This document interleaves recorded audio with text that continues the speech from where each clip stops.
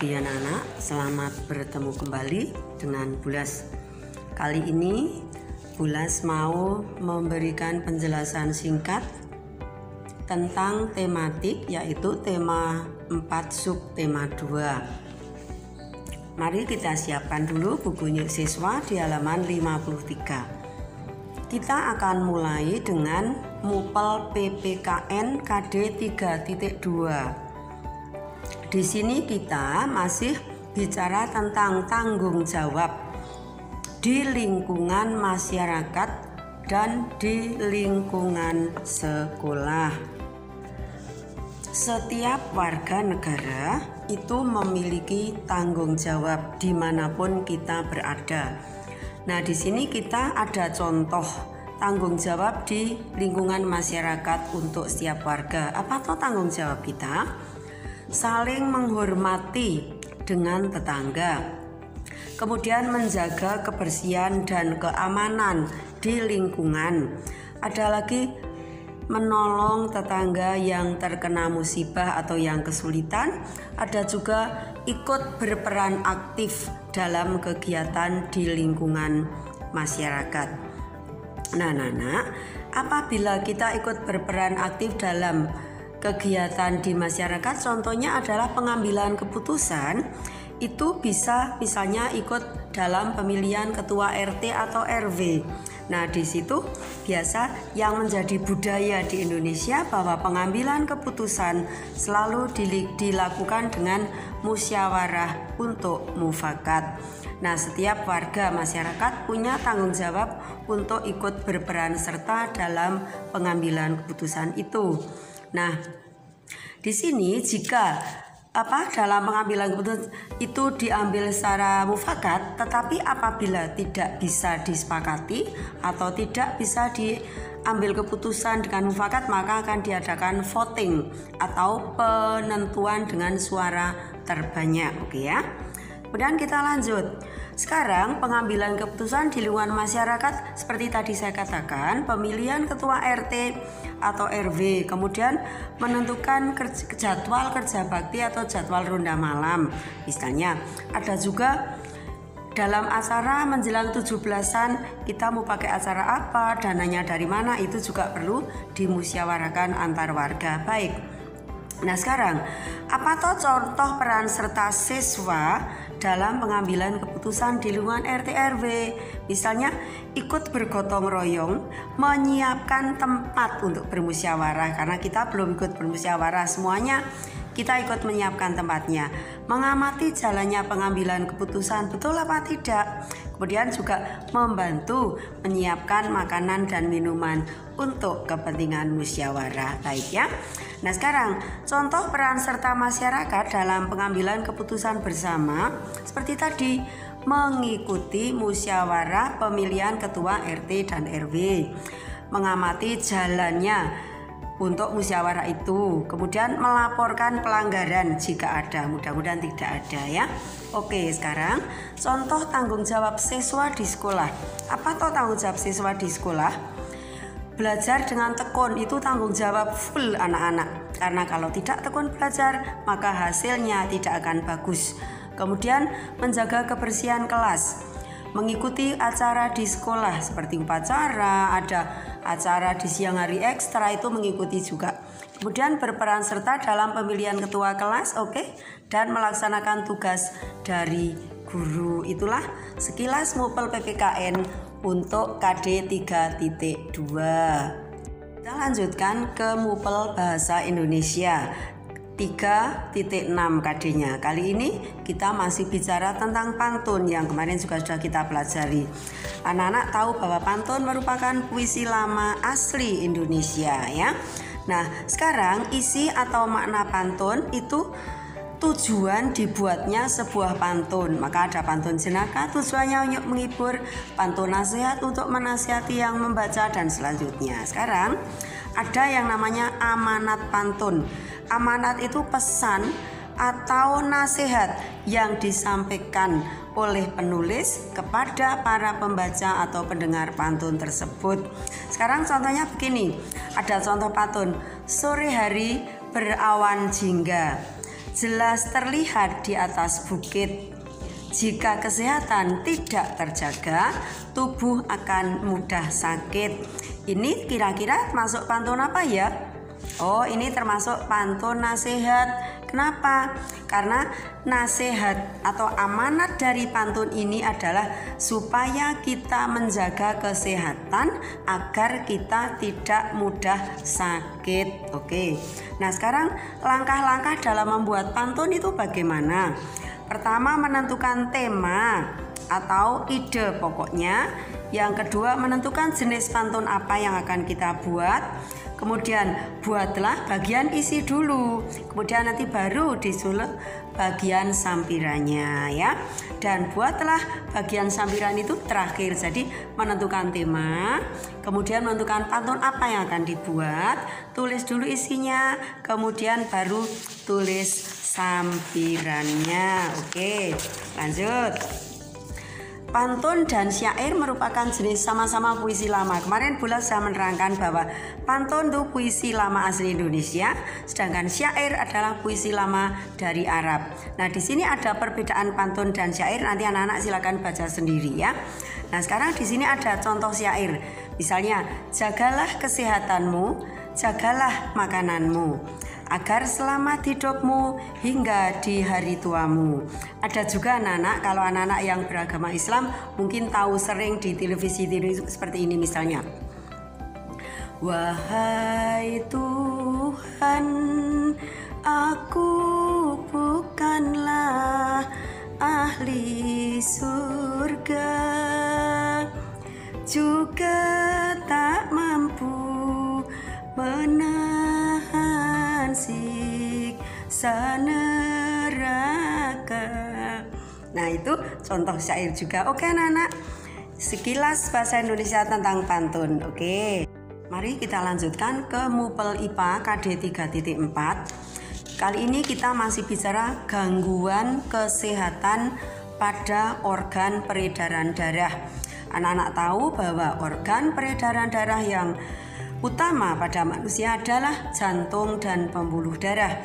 Nah, di situ akan mengalami gangguan jika ada sesuatu yang mengganggunya. Oke, sekarang gangguan kesehatan yang berkaitan dengan darah dan pembuluh darah adalah diantaranya jantung koroner.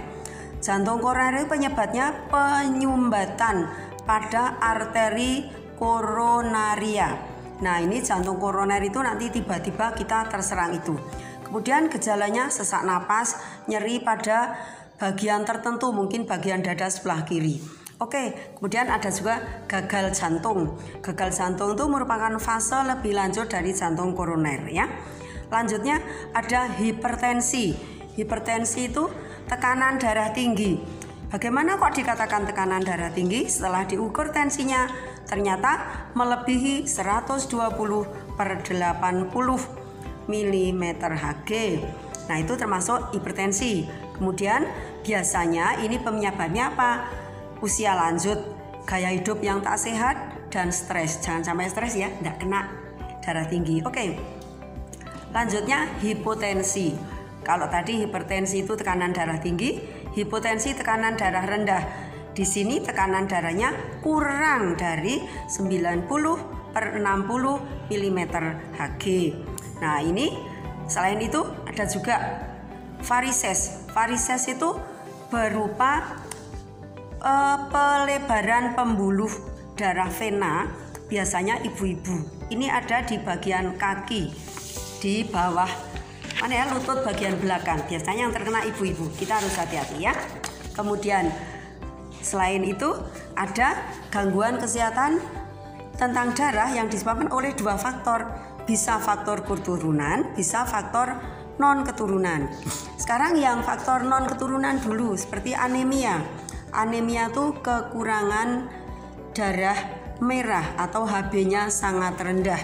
Kemudian ada leukemia, itu kanker darah, kebanyakan darah putih. Kemudian ada demam berdarah.